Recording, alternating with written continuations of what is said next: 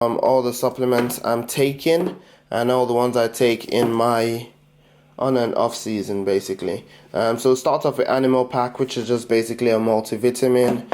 It's got about, I can't remember now, it's been a while. It's got about, I think 11 pills in there.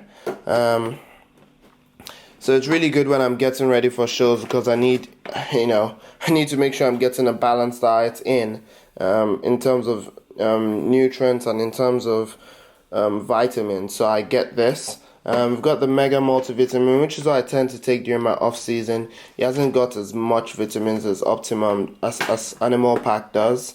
Then BCAAs on and off season with some glutamine in there. Omega-3 fish oils, same thing here, fish oils. And creatine monohydrate. Now, creatine monohydrate isn't something I take all along.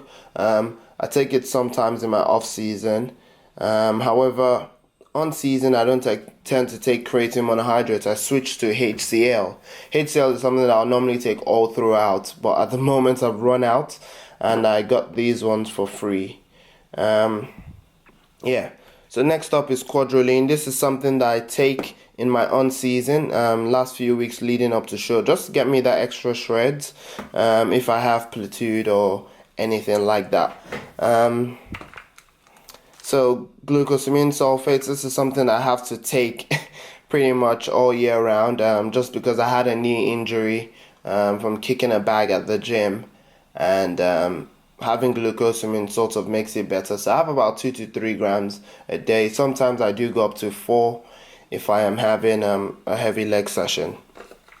ZMAs, take this every night before bed, helps with my sleep loads. Caffeine, this is when I used to make my own pre-workouts. I just used to have caffeine, and that was it. And BCAAs, because I wanted to cycle off pre-workouts in general.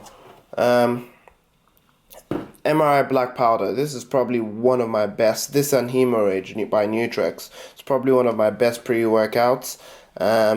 This one really gives me a really nasty pump. I like it. I think after like the first 3 sets, I'm just full.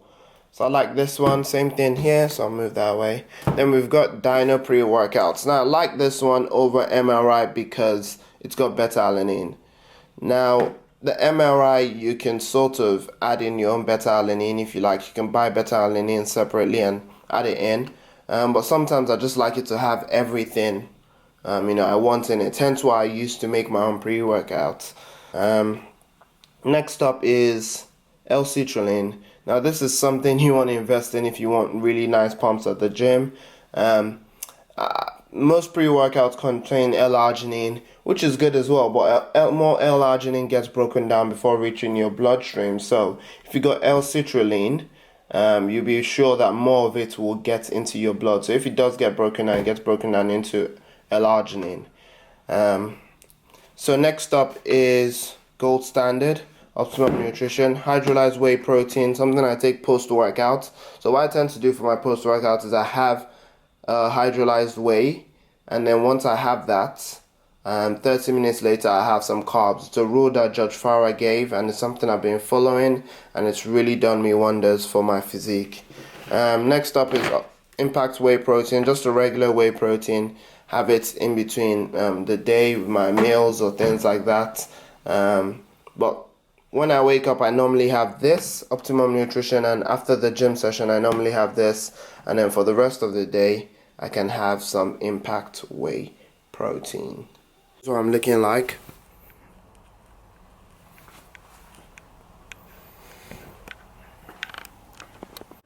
What is good, guys? So today is going to be a high fat day. High fat, low carbs, and moderate protein. So typically on a day like this, I try to get in some bacon because of its high fat content, some streaky bacon. This is actually not for today, but I do have some mince as well. I only have about, throughout the whole day, probably about 200 grams of mince and more streaky bacon. I would be having some sausages just because they can fit in now that I've taken my peanut butter.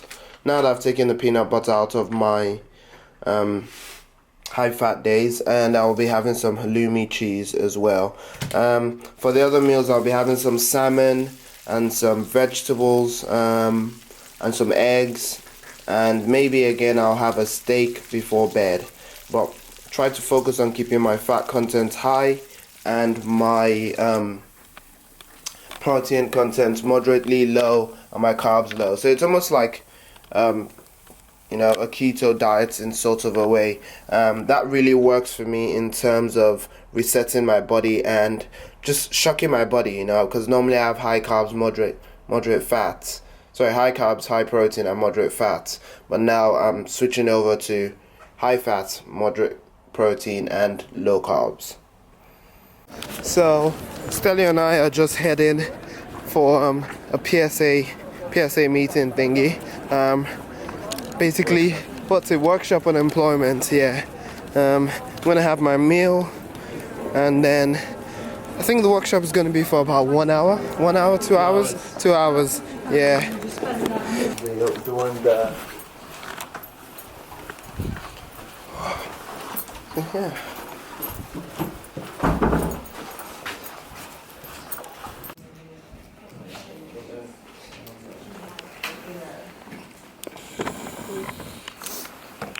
What's good, guys? So I'm at uni. I'm just doing some work, trying to finish our design project, which is pretty much designing a power takeoff unit. It's gonna take my hands off the speaker. Designing a power takeoff unit. So I'm starting off with the gears.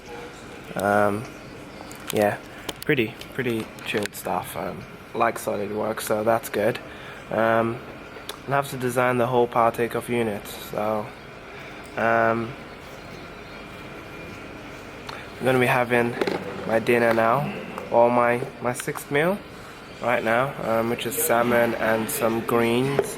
I've already had a bit of it because I was really hungry. The high fat day has got me really tired. I feel like I'm prepping for a show, but I think it's because my body is just used to having loads of carbs and, you know, moderate fats or low fat and high carbs, but now I've switched it around and it's just like a massive shock.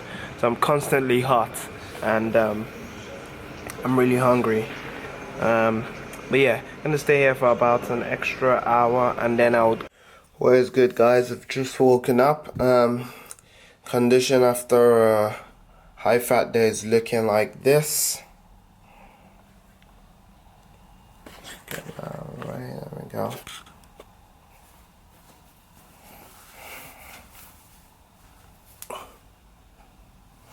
So my legs tend to stay shredded most of the year anyways. I don't put on much fat on my legs, normally around my midsection.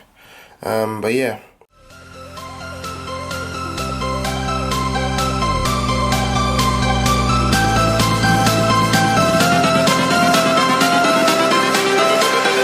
Everything changes.